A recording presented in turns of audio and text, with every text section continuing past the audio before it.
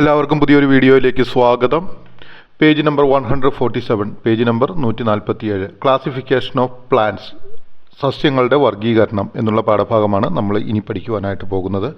95ാമത്തെ ചോദ്യമായിട്ട് നമുക്ക് തന്നിരിക്കുന്നത് how the kingdom plant is classified in to different divisions. എങ്ങനെയാണ് കിങ്ഡം പ്ലാന്റ് വ്യത്യസ്തങ്ങളായ ഗ്രൂപ്പുകളായിട്ട് തരംതിരിച്ചിരിക്കുന്നത്. അപ്പോൾ കിങ്ഡം പ്ലാന്റ് എങ്ങനെയാണ് വ്യത്യസ്തങ്ങളായ ഗ്രൂപ്പുകളായിട്ട് തരം തിരിച്ചിരിക്കുന്നത്.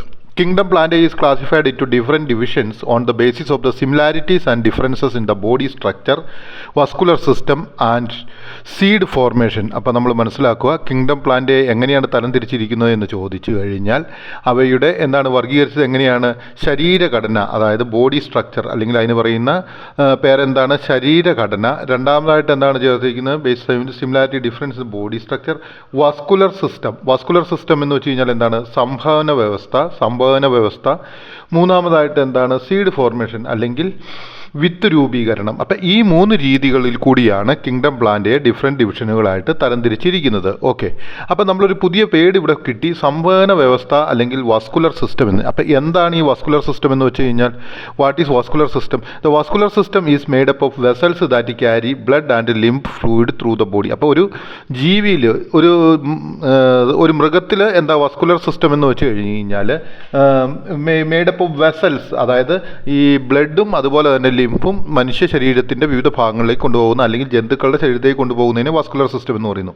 It also called the circulatory system. ഇതിനെ സർക്കുലേറ്ററി സിസ്റ്റം എന്നും പറയാം. In plants it is the circulatory system which carries water, minerals and other nutrients in different parts of the plant body. അപ്പോൾ പ്ലാന്റിൽ എന്താണ് വാസ്കുലേറ്ററി system എന്ന് വെച്ച് കഴിഞ്ഞാൽ, മിനറൽസും ന്യൂട്രിയൻസും ജലവും എല്ലാം പ്ലാന്റിൻ്റെ വ്യത്യസ്ത ഭാഗങ്ങളിലേക്ക് കൊണ്ടുപോകുന്ന ആ സിസ്റ്റത്തിനെയാണ് എന്ത് പറയുന്നത്, വാസ്കുലർ സിസ്റ്റം എന്ന് പറയുന്നത്. അപ്പം ജീവജാലങ്ങളിൽ, ജന്തുക്കളിൽ അത് ബ്ലഡും അതുപോലെയുള്ള പദാർത്ഥങ്ങളും കൊണ്ടുപോകുന്നതാണ്. പ്ലാന്റിൽ അത് ജലവും അതുപോലെയുള്ള ലവണങ്ങളും കൊണ്ടുപോകുന്നതാണ് വാസ്കുലർ സിസ്റ്റം എന്ന് പറയുന്നത്. അപ്പം 3 കാര്യങ്ങൾ നിങ്ങൾക്ക് വാസ്കുലർ സിസ്റ്റം എന്താണെന്ന് മനസ്സിലായി. വാസ്കുലർ സിസ്റ്റം ആരിലെല്ലാം ഉണ്ട്, പ്ലാന്റിലുമുണ്ട്, അതുപോലെ തന്നെ ജന്തുക്കളിലുമുണ്ട്. ഇനി നമ്മളോട് പറഞ്ഞിരിക്കുന്നത് ഏതാണ്, അനലൈസ് ദ ഇലിസ്ട്രേഷൻ 6.4. അതായത് നമ്മളോട് പറഞ്ഞിരിക്കുന്നത് ഇലിസ്ട്രേഷൻ ഏതാണ്, 6.4 അനലൈസ് ചെയ്യുക. എന്നിട്ട് എന്താണ് and prepare note on the basis of the indicators. അതായത് നമ്മളോട് പറഞ്ഞിരിക്കുന്നത് എന്താണ്, ചിത്രീകരണം 6.4 വിശകലനം ചെയ്ത് താഴെ തന്നിരിക്കുന്ന സൂചകങ്ങളുടെ അടിസ്ഥാനത്തിൽ നമ്മളോട് എന്താ പറഞ്ഞിരിക്കുന്നത്, ഒരു കുറിപ്പ് തയ്യാറാക്കുവാനാണ് പറഞ്ഞിരിക്കുന്നത്. ഓക്കെ, അപ്പോൾ അതിൻ്റെ ഹെഡിങ് ആയിട്ട് നമുക്ക്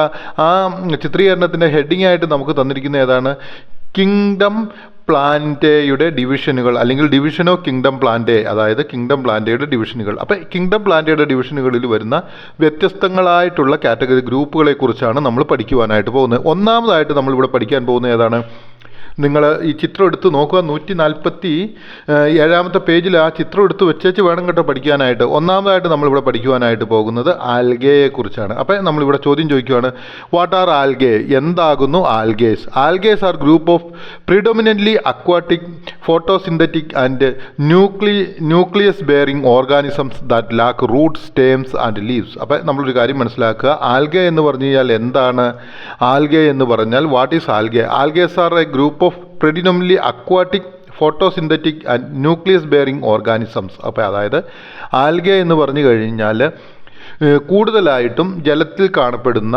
ഫോട്ടോസിന്തറ്റിക്, ആഹാരം സ്വയം നിർമ്മിക്കുന്ന, ന്യൂക്ലിയസ് ബെയറിംഗ്, അതായത് ന്യൂക്ലിയസ് ഉള്ള ഓർഗാനിസങ്ങളാണ്, അതായത് ചെടികളെയാണ്. Okay, that lack root. പക്ഷേ ഇവയ്ക്കൊരു പ്രത്യേകത എന്താണ്, അവയ്ക്ക് റൂട്ട് ഉണ്ടാവുകയില്ല, സ്റ്റേം ഉണ്ട്, തണ്ടുകൾ ഉണ്ടാവുകയില്ല, ഇലകൾ ഉണ്ടാവുകയില്ല. ഓക്കെ, ഇനി നമ്മൾ അപ്പോൾ ആൽഗ എന്താണെന്ന് മനസ്സിലായി.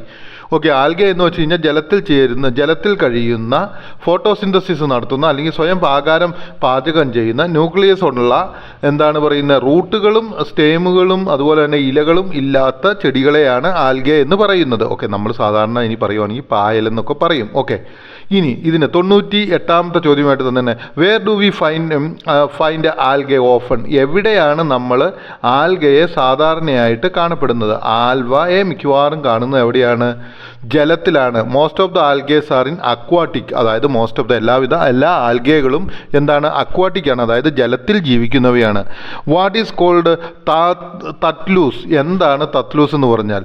The body of algae is called as thallus. അതായത് നമ്മളോട് ചോദിച്ചിരിക്കുകയാണ് എന്താണ് തലാസ് അല്ലെങ്കിൽ തത്ലൂസ് എന്ന് പറഞ്ഞിരിക്കുന്നത് എന്ന് ചോദിച്ചു കഴിഞ്ഞാൽ ആൽഗയുടെ ശരീരത്തിനെയാണ് എന്ത് പറയുന്നത്? വിശേഷിപ്പിക്കുന്ന നാമമാണ് തലാസ് എന്ന് പറയുന്നത്. ഓക്കെ, ഇനി നമ്മൾ 100ാമത്തെ ചോദ്യമായിട്ട് വന്നിരിക്കുന്നത് how is the body division of algae? എങ്ങനെയാണ് ആൽഗയുടെ ശരീരത്തെ വിഭജിച്ചിരിക്കുന്നത്? Okay, the body of algae is not differentiated into root, stem and leaves as in the higher plants. Okay, how is the body? എങ്ങനെ ആൽഗയുടെ ശരീരത്തെ വിഭജിച്ചിരിക്കുന്നു എന്ന് ചോദിച്ചാൽ ആൽഗയുടെ ശരീരത്തെ വിഭജിച്ചിട്ടില്ല. അതായത് ഇറ്റ് ഈസ് നോട്ട് ഡിഫറൻഷിയേറ്റഡ്, അവയെ വിഭജിച്ചിട്ടില്ല. എങ്ങനെ? റൂട്ട് വേരായും, സ്റ്റേമായും തണ്ടായും, ഇലകളായും, മറ്റുള്ള വലിയ പ്ലാന്റുകളിലെ പോലെ ആൽഗയെ ഒരിക്കലും വിഭജിച്ചിട്ടില്ല. How do algae reproduce? എങ്ങനെയാണ് ആൽഗെ റീപ്രൊഡ്യൂസ് ചെയ്യുന്നത്? അല്ലെങ്കിൽ നമ്മൾ മനസ്സിലാക്കുക എങ്ങനെയാണ് ആൽഗെ പ്രത്യുൽപാദനം നടക്കുന്നത്? In algae we see reproduction through sexual and asexual modes. അതായത് ആൽഗയിൽ നമുക്ക് കാണാൻ സാധിക്കുന്ന പ്രത്യുൽപാദനം എങ്ങനെയാണ്? ലൈംഗികവും അലൈംഗികവുമായ പ്രത്യുൽപാദന രീതികളാണ് എവിടെ കാണുന്നത്?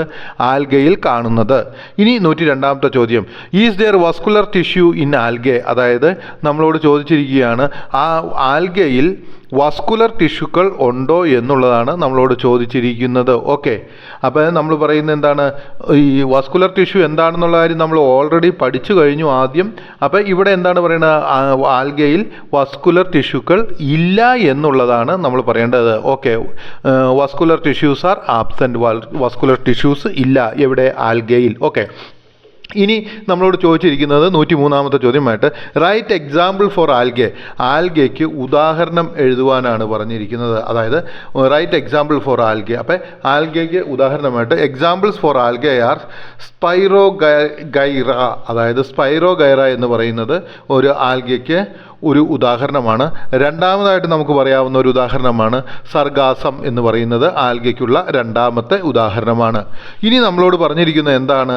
Right a short note on algae. ആൽഗയെക്കുറിച്ച് നമ്മളോട് ഒരു ഷോർട്ട് നോട്ട് എഴുതാനാണ് പറഞ്ഞിരിക്കുന്നത്. Okay, most of them algaes are aquatic. അതായത് most of the algaes are aquatic. അതായത് നമ്മൾ മനസ്സിലാക്കുക ഈ ആൽഗകൾ മിക്കവാറും എല്ലാം തന്നെ എന്താണ്? അക്വാട്ടിക് ആണ്, അതായത് ജലത്തിൽ ജീവിക്കുന്നവയാണ്. The body of algae is called thallus. അതായത് ആൽഗയുടെ ശരീരത്തിനെ വിളിക്കുന്ന പേര് എന്താണ്? സാധാരണയായിട്ട് തലാസ് എന്നാണ് വിളിക്കുന്നത്. Okay, though algae is a plant species it is not differentiated into root, stem and leaves in as in higher plants. അതായത് ഈ ആൽഗെ എന്ന് പറയുന്നത് ഒരു പ്ലാന്റ് ആണെങ്കിലും അല്ലെങ്കിൽ ഒരു ചെടി വർഗ്ഗമാണെങ്കിലും അല്ലെങ്കിൽ ചെടിയുടെ ഗ്രൂപ്പിൽ പെടുന്നതാണെങ്കിലും അല്ലെങ്കിൽ ഒരു വൃക്ഷത്തിൻ്റെ അല്ലെങ്കിൽ ഒരു ചെടിയുടെ ഗ്രൂപ്പിൽ പെടുന്നതാണെങ്കിലും അവയുടെ ശരീരത്തെ എന്തായിട്ട്?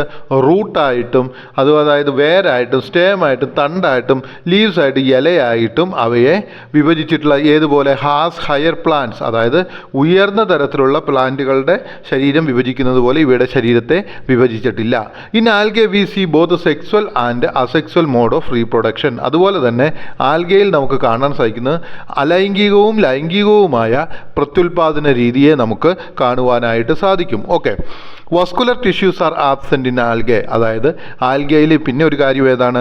വസ്കുലർ ടിഷ്യൂകൾ ആൽഗയിൽ ആബ്സെൻ്റ് ആണ് എന്നുള്ള കാര്യവും നമ്മൾ മനസ്സിലാക്കുക. ഇനി എക്സാമ്പിൾസ് ഫോർ ആൽഗെ ആർ. അതായത് ആൽഗയ്ക്ക് ഉദാഹരണങ്ങളായിട്ട് നമുക്ക് പറയുവാനായിട്ട് സാധിക്കുന്നത് ഏതെല്ലാമാണെന്ന് ചോദിച്ചാൽ സ്പൈറോഗൈറ എന്ന് പറയുന്ന ചെടി ഒരു ഉദാഹരണമാണ്. അതുപോലെ തന്നെ സർഗാസം എന്ന് പറയുന്ന മറ്റൊരു ചെടിയും ഈ ആൽഗയ്ക്ക് ഉദാഹരണമായിട്ട് നമുക്ക് പറയാവുന്നതാണ്. അപ്പോൾ എനിക്ക് തോന്നുന്നു ആൽഗെ എന്നുള്ള ആ ഒരു ഭാഗം ഏകദേശം കംപ്ലീറ്റ് ആയി. We will go to another video.